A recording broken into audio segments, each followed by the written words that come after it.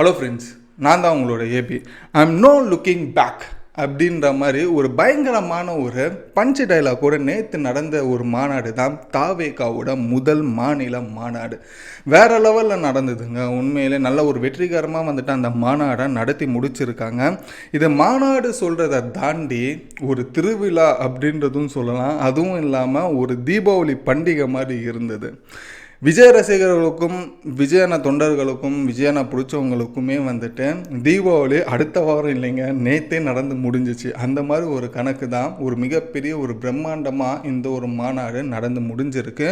Obviously இந்த ஒரு மாநாடு மிகப்பெரிய ஒரு சக்ஸஸ்ஃபுல் அப்படின்ற ஒரு விஷயம் சொல்கிறாங்க. ஸோ இதை தாண்டி இந்த ஒரு மாநாடு விஜயண்ணா பேச்சுக்காக கிட்டத்தட்ட நேற்று தமிழ்நாடே காத்துக்கிட்டு இருந்தது தான் சொல்லணும். நம்ம தமிழ் அரசியலில் இருக்கிற எல்லா தலைவர்களுமே ஏதாச்சும் ஒரு சேனல் விஜயண்ணா என்ன பேசுறாரு அப்படின்றது எல்லாருமே கவனிச்சிருப்பாங்க அப்படின்றது தான் ஒரு நிதர்சனமான ஒரு உண்மைன்னு கூட சொல்லலாம். ஏன் பாண்டிச்சேரியோட சிஎம் அவங்களுமே வந்துட்டு ஒரு சோஷியல் மீடியாவில் ஒரு வீடியோவோ ஃபோட்டோவோ ஷேர் ஆயிடுச்சு. ஸோ விஜயண்ணாவோட மாநாடு வந்துட்டு விஜயண்ணா என்ன பேச போகிறாரு அப்படின்றத ஆர்வமாக பார்த்துக்கிட்டு இருக்காரு அப்படின்ற ஒரு விஷயம். ஸோ ஏகப்பட்ட முக்கியமான தலைவர்கள் வந்துட்டு இந்த ஒரு மாநாடுக்காக வெயிட் பண்ணிட்டு இருந்தாங்க. அதே போல் விஜயண்ணா என்ன பேச போகிறாரு, அவரோட கொள்கை என்ன அப்படின்றது தெரிஞ்சுக்கிறதுக்காக எல்லாருமே ஆர்வமாக இருந்தது ஒரு பக்கமாக இருக்கட்டும். ஸோ ஏகப்பட்ட விஷயங்கள் நேற்று மாநாடில் நடந்திருக்கு. அது என்னென்ன அப்படின்றது தான் கம்ப்ளீட்டடாக இந்த ஒரு வீடியோவில் வெறும் 10 நிமிஷத்தில் ரொம்ப ஷார்ட் அண்ட் ஸ்வீட்டாக தெரிஞ்சுக்க போகிறோங்க. ஸோ வாங்க, விஜயண்ணா மாநாடில் இந்த கொடி பற்றியான சில விஷயங்களை பற்றி என்ன பேசினார், அது தாண்டி அந்த அவரோட கொள்கை தலைவர்கள் யார், அந்த கட்சியோட கொள்கைகள் என்ன, விஜயண்ணா அடுத்தடுத்து என்ன பண்ண போகிறாரு, எதுக்காக அவர் கட்சி ஆரம்பித்தாருன்ற ஒரு காரணமுமே வந்துட்டு அவர் ரொம்ப ஸ்வீட்டாக சொல்லியிருந்தார். ஸோ எல்லா டீட்டெயிலுமே வழக்கம் போல் பார்த்துலாம். ஸோ வாங்க வீடியோக்குள்ளே போகலாம்னா தான் உங்களோட AB and welcome to our channel. இன்னும் நம்ம சேனல் சப்ஸ்கிரைப் பண்ணலாம், உடனே சப்ஸ்கிரைப் பண்ணிக்கோங்க. அப்போ தான் இந்த போல் ஒரு முக்கியமான விஷயங்கள் எல்லாம் நீங்கள் வெறும் 10 நிமிஷத்தில் ஷார்ட் அண்ட் ஸ்வீட்டாக தெரிஞ்சுக்கலாம் நம்ம சேனல் மூலிமா. ஸோ அதுக்கு உங்களோட சப்போர்ட்டை சப்ஸ்கிரைப்ன்ற ஒரு விஷயத்தில் காமிச்சுக்குங்க. ஸோ ஃபர்ஸ்ட் விஷயம் எங்கே இந்த ஆரம்பிக்கலாம் அப்படின்றத பார்த்தோன்னா, எனக்கு ரொம்ப சர்ப்ரைசிங்க. ஓப்பனாக சொல்ல போனோன்னா விஜயண்ணா வந்துட்டு ஒரு சாந்தமாக பேசி நம்ம பார்த்துருப்போம். நேத்திக்கு ரொம்ப பெரிய ஒரு ஆக்ரோஷமாக பேசியிருந்தார். அவர் ஒரு ஹை பிச்சில் வந்துட்டு பேசியிருந்தார். எனக்கு ரொம்பவே அது பார்க்க வந்துட்டு என்னடா மனுஷன் இப்படிலாம் பேசுகிறாரு, இவருக்கும் அரசியல் பேச வருமா அப்படின்ற ஒரு விஷயம் அன்னைக்கு தான் எனக்கு தெரிஞ்சது. பயங்கரமான கூஸ் பம்பாக பேசினார். ரொம்ப ஒரு என்ன சொல்கிறது, வாய்ஸ் ரைஸ் பண்ணி அவரோட கோபமும் சரி, அவர் எதுக்காக இங்கே வந்தார், இப்போ இங்கே தமிழ்நாடோட அரசியலோட சூழ்நிலை என்னன்றது எல்லாத்தையுமே ரொம்ப எலாபரேட்டாக டைரக்டாக அட்டாக் பண்ணார். இன்டைரக்டாக கூட அட்டாக் பண்ணலைங்க, டைரக்டாக அட்டாக் பண்ணார். ஸோ அதை தான் வந்துட்டு எனக்கு ரொம்ப ஆச்சரியமாக இருந்தது. விஜயண்ணா கிட்ட கூட இந்த மாதிரி ஒரு அரசியல்வாதி பேச்சு இருக்குன்றது ரொம்ப ஆச்சரியப்பட வச்சுது. உங்களுக்கு அந்த மாதிரி ஒரு ஆச்சரியப்பட இருந்ததுன்னா கண்டிப்பாக நீங்கள் ஒரு லைக் அண்ட் கமெண்ட்டும் பண்ணுங்கள். இப்போ ஃபர்ஸ்ட்டு இந்த மாநாடு எந்த அளவுக்கு ஒரு பிரம்மாண்டமாக இருந்துச்சு அப்படின்றத பார்க்கும்போது, இந்த ஒரு மாநாடோட செலவு கிட்டத்தட்ட 80 கோடி வரைக்கும் செலவு பண்ணியிருக்காங்க அப்படின்ற ஒரு விஷயம் சொல்லப்படுது. ஸோ அதை தாண்டி கிட்டத்தட்ட இந்த மாநாட்டுக்கு வந்த கூட்டமே 1 மில்லியன், கிட்டத்தட்ட 10 லட்சம் மக்கள் வந்துட்டு சேர்ந்துருக்காங்க அப்படின்ற ஒரு விஷயம் சொல்லப்படுது. அது கூடவே ஒரு 6000 போலீஸ்கள் வந்துட்டு குவிக்கப்பட்டிருந்தாங்க. இதை தாண்டி வந்தவங்களுக்கு 8 லட்சம் ஸ்நாக்ஸ் பேக்கேஜ் இருக்கு இல்லையா. ஸோ விஜயண்ணா தரப்புலேருந்து மிச்சரு, அதுக்கப்புறமா வாட்டர் பாட்டிலு, இந்த மாதிரி சில விஷயங்கள் எல்லாமே வந்துட்டு கிட்டத்தட்ட 8 லட்சம் ஸ்நாக்ஸ் பேக்கேஜஸ் வந்துட்டு ரெடி பண்ணி வச்சு எல்லாருக்குமே டிஸ்ட்ரிபியூட் பண்ணியிருக்காங்க. ஸோ இதெல்லாமே பெரிய ஒரு மாஸ் லெவலில் இருக்கிற ஒரு விஷயம். ஸோ அதுக்கப்புறமா தண்ணி, அதுக்கப்புறமா மெடிக்கல் எமர்ஜென்சி எல்லாத்தையுமே அங்கே வெல்னோனாக வந்துட்டு அங்கே அரேஞ்ச் பண்ணி வச்சுருந்தாங்க. ஸோ இதில் எதுவுமே வந்துட்டு குறையில்லை. பட் அண்ணா வந்துட்டு ஒரே ஒரு சின்னதாக ஒரு மிஸ்டேக் ஒன்று பண்ணிட்டார். என்ன அப்படின்னாக்கா, இந்த ஒரு மாநாடு வந்துட்டு நடக்கிறது ஞாயிற்றுக்கிழமை 4 மணிக்கு அப்படின்னாக்கா, பட் மக்கள் எல்லாருமே சனிக்கிழமை நைட்டு 9-8 மணிக்கெலாம் வந்துட்டு விக்கிரவண்டியில் வந்து வெயிட் பண்ண ஒரு கதை எல்லாமே நேற்று நடந்தது. பட் அது மட்டும் வந்துட்டு அவாய்ட் பண்ணி இருக்கலாம். ஸோ அதுக்கு எப்படி பண்ணியிருக்கலாம்னா, விஜயண்ணா ஆல்ரெடி ஒரு அனௌன்ஸ்மெண்ட் கொடுத்துருக்கலாம், இந்த மாதிரி மாநாடு 4 மணிக்கு தான் ஆரம்பிக்குது, ஸோ ஞாயிற்றுக்கிழமை 1 மணிக்கு மேலே தான் நாங்கள் மாநாடு கேட்டே ஓப்பன் பண்ணுவோம், ஸோ அதுக்கப்புறமா தான் நீங்கள் உள்ளே வர முடியும் அப்படின்றது முன்கூட்டியே ஏதாச்சும் ஒரு விஷயத்தை மக்களுக்கு அவர் இன்டிமேட் பண்ணியிருந்தாங்க அப்படின்னாக்கா, அது வந்துட்டு மக்கள் எல்லாருமே சனிக்கிழமை வர வேண்டிய பிளான் எல்லாம் கேன்சல் பண்ணி அவங்க கேட் ஓப்பன் பண்ணுறதே 1 மணிக்கு மேலே தான். ஸோ அதனால் மக்கள் எல்லாருமே வீட்டில் இருந்து ஞாயிற்றுக்கிழமை காலையிலே கிளம்பியிருப்பாங்க. பட் அந்த ஒரு அனௌன்ஸ்மெண்ட் வராமல் இருந்ததுனால மக்கள் வந்துட்டு என்னென்னா சனிக்கிழமை நைட்டே நம்ம அங்கே போயிடலாம், விடிய காலையில் போயிட்டு இடத்த பிடிச்சிடலான்னு சொல்லிட்டு விடிய அங்கே இருந்து விடிய காலையில் உள்ளே போய் வெயிலில் இருந்த ஒரு கதை எல்லாமே நடந்தது. ஸோ இதில் மட்டுமே கிட்டத்தட்ட 90 பேர் வந்துட்டு 90 பேருக்கும் மேலேயுமே வந்துட்டு மயக்கம் போட்டு விழுந்திருக்காங்க. சில பேருக்கு ஹீட் ஸ்ட்ரோக்லாம் வந்திருக்கு அப்படின்ற ஒரு விஷயம் சொல்லியிருக்காங்க.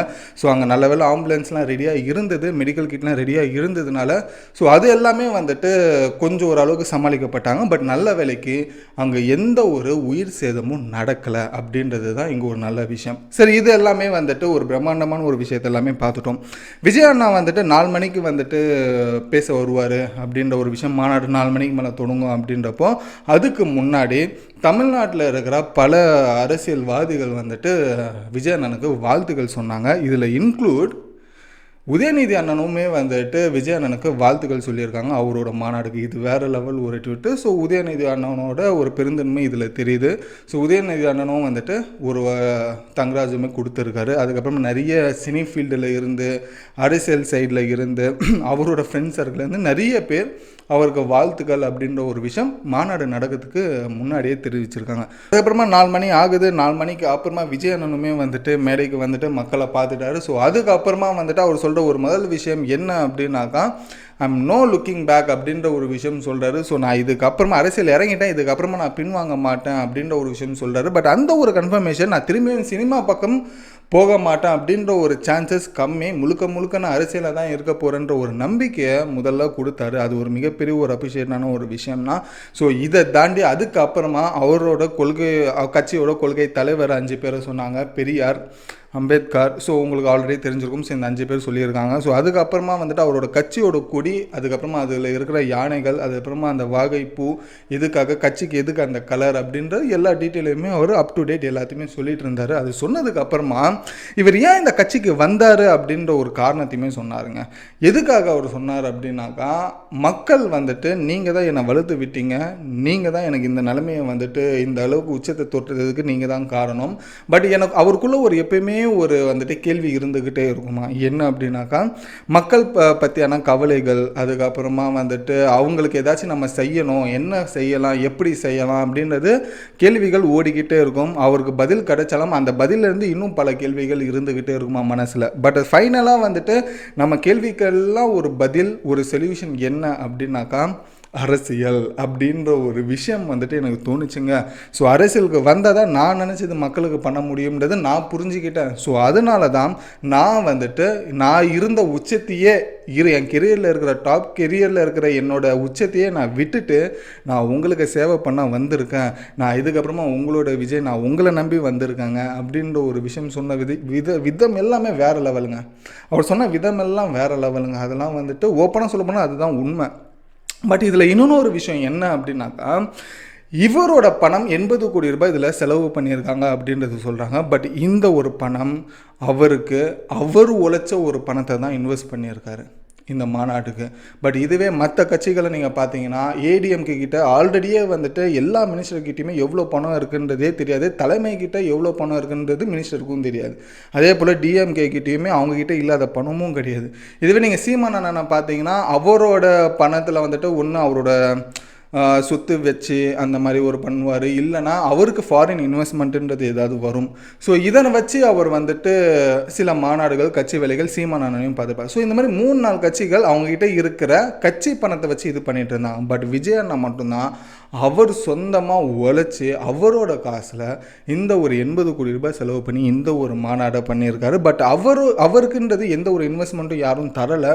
அவங்கக்கிட்ட கட்சிக்கான ஒரு பணமும் கிடையாது. எல்லா பணமும் அவர் சொந்தமாக அவர் உழைச்சி அவர் வந்துட்டு இந்த கட்சியில் வந்துட்டு செலவு பண்ணிகிட்டு இருக்கிற ஒரு பணம் தான் அப்படின்ற ஒரு விஷயம் தெரிஞ்சுக்கோங்க. பட் அந்த ஒரு பணம் என்றைக்குமே வீணாகாது அப்படின்றது தான் என்னோட ஒரு நம்பிக்கையுமே பல பேரோட நம்பிக்கையுமே இருக்குது. அதுக்கப்புறமா நீங்கள் இதில் எத்தனை பேர் கவனிச்சிங்கன்றது தெரில. பட் நான் கவனித்த ஒரு விஷயம் என்ன அப்படின்னாக்கா, அவர் பேசும்போது மேக்ஸிமம் 48 நிமிஷம் வரைக்கும் அவர் பேசியிருக்கார். அந்த 48 மணி நிமிஷத்தில் கிட்டத்தட்ட அவர் பேப்பர் பார்த்து படித்தது அதிகபட்சம் ஒரு 15 நிமிஷம், அதிகபட்சமே சொல்கிறேன். அவர் பேப்பர் பார்த்து படிச்சிருவார். மீதி இருக்கிற ஒரு அரை மணி நேரம் அவர் மனசில் இருக்கிறதும் பேப்பரை பார்த்து படிக்காத ஒரு விஷயமாக தான் இருந்தது. அது முழுக்க முழுக்க அவர்கிட்ட இருந்த சிந்தனைகளும் அவர் மனசில் இருந்த விஷயம்தான் நிறையவே அவர் வந்துட்டு அந்த மேடையில் பேசியிருந்தார். பொதுவாக நம்ம வந்துட்டு ஒரு மாநாட்டில் போகும்போது பெரிய பெரிய தலைவர்கள் மேக்சிமம் பேப்பரை பார்த்து தான் படிப்பாங்க. மேக்ஸிமம் எல்லாருமே சொல்லலாம், மேக்ஸிமம் இருக்கிற தலைவர் பேப்பரை பார்த்து தான் படிப்பாங்க. யாருமே வந்துட்டு பேப்பரை பார்க்காம அவ்வளோ சீக்கிரத்தில் வந்துட்டு மக்கள்கிட்ட பேச மாட்டாங்க, ரொம்ப ரேரு.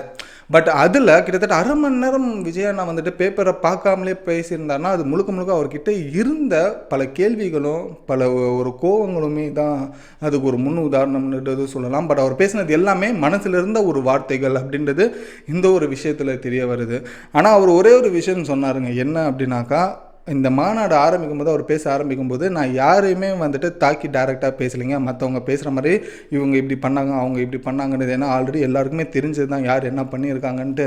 நான் யாரையுமே தாக்கி பேச மாட்டேன்றது ஒரு நல்ல விஷயம். ஏன்னா எல்லா மாநாடுலையுமே ஒன்று டிஎம்கே ஏடிஎம்கே தாக்கி பேசுவாங்க, இல்லை ஏடிஎம்கே டிஎம்கே தாக்கி பேசுவாங்க. இவங்க அவங்க பண்ணிட்டாங்க அவங்க இதை பண்ணிட்டாங்க அப்படின்னு சொல்லி. பட் இவரை வந்துட்டு டீசெண்டாக பேசினார். Decent attack, decent speech. So அந்த மாதிரி தான் இந்த ஒரு மாநாடு அப்படின்றது ஒரு நடந்தது. பட் ஓவரால் அப்படின்றது ஒரு விஷயம் பார்க்கும்போது அவர் ஒரு மிகப்பெரிய ஒரு உச்சத்தை விட்டுட்டு நமக்காக வந்திருக்காரு. அவர் உழைச்ச பணத்தை வந்துட்டு நமக்காக செலவு பண்ணுறாரு. பட் அது எல்லாமே ஒரு மாற்றத்துக்காக மட்டும்தான். மாற்றம் அப்படின்னா நமக்குள்ளேயுமே அந்த ஒரு விஷயம் இருக்குல்ல, அந்த ஒரு விஷயத்த நம்மக்கிட்டேருந்து நம்ம ஆரம்பித்தா மட்டும்தான் விஜய் அண்ணா அப்படின்னு சொல்லப்படுற இந்த தாவேகா கட்சி தமிழ்நாட்டை ஆள முடியும். ஸோ முதல்ல ஒரு விஷயம், ஒரு இனிஷியேட்டுன்றது நம்ம கையில் தான் இருக்குது. ஸோ நம்ம ஒரு மாற்றம் வேணும் நம்ம நினச்சா மேபி அந்த மாற்றத்துக்கான வழியை நம்ம ஓட்டாக அதை மாற்றுவோம். ஸோ அதுதான் என்னோடய தரப்புலேருந்து ஒரு விஷயம் சொல்கிறேன். ஸோ விஜய் அண்ணா கிட்டே இருந்து வந்து பண்ணிவிடுவாருன்னா அவர் பண்ணிவிடுவார். பட் விஜய் அண்ணாவை உட்கார வைக்கணும். அந்த உட்கார வைக்கிறது நம்ம கையில் இருக்குது. அந்த மாற்றம்ன்றது நம்ம கையில் தான் இருக்குது, அவர் கையில் கூட இல்லை. அவர் முடிஞ்ச வரைக்கும் அவர் செலவு பண்ணுவார், சம்பாதிச்ச காசை 4 விஷயம் பேசுவார், நமக்கு 4 விஷயத்த சொல்லி கொடுப்பார், அவ்வளோதான் அவரால் முடிஞ்சது. பட் அதை மாற்றம் அவர் கொண்டு வர்றது நம்ம கையில் இருக்குது.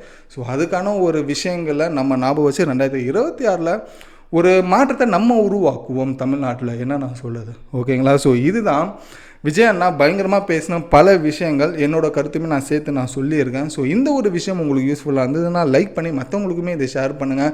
நான் சொன்ன தாட்ஸ் உங்களுக்கு பிடிச்சிருந்ததுன்னா முடிஞ்ச வரைக்கும் இதை ஷேர் பண்ணுங்கள், மற்றவங்களுக்கும் இது தெரியட்டுமே அப்படின்ற ஒரு விஷயம்தான். ஸோ உங்களோட தாட்டை கமெண்ட்டில் சொல்லுங்கள். ஸோ இதோட இந்த வீடியோ முடிச்சுட்டு அடுத்த ஒரு வீடியோவில் ரொம்ப இன்ட்ரெஸ்டிங்கான டாப்பிக்கில் உங்களை வந்து நான் பார்க்குறேன். So until then, bye bye, AB.